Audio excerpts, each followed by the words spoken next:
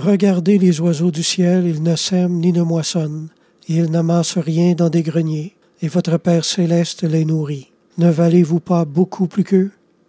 Le Père Fernand Fortin a écrit « L'humble se soumet à tous les desseins providentiels avec cet abandon du petit enfant qui s'endort tout confiant dans les bras de son Père. » Ces paroles évangéliques reviennent à son esprit dès qu'une difficulté matérielle lui semble insurmontable.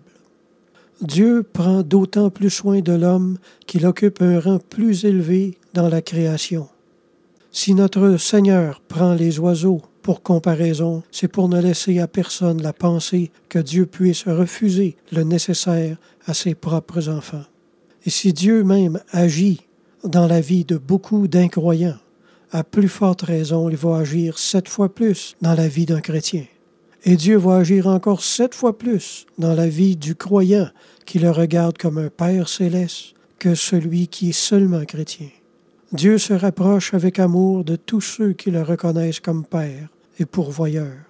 Saint Thomas d'Aquin a écrit « Le Sauveur nous enseigne que pour exister et pour vivre, nos soins personnels ne suffisent pas, mais il faut encore l'action de la divine providence. » Osons croire, et Dieu va oser agir. Dieu n'a pas besoin que sa puissance soit augmentée, mais que notre confiance le soit. Prenons l'habitude de regarder notre Dieu comme notre Père céleste, et nous verrons augmenter notre amour pour lui et notre confiance du même coup. À partir de là, beaucoup de choses deviennent possibles.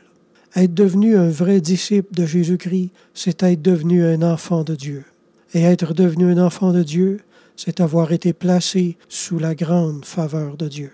Plus nous apprenons à regarder Dieu comme notre Père, plus notre foi lui permet d'agir réellement comme notre Père. C'est le lien familial, ce lien d'amour entre le Père et son enfant, qui nous met à l'abri de toute inquiétude matérielle.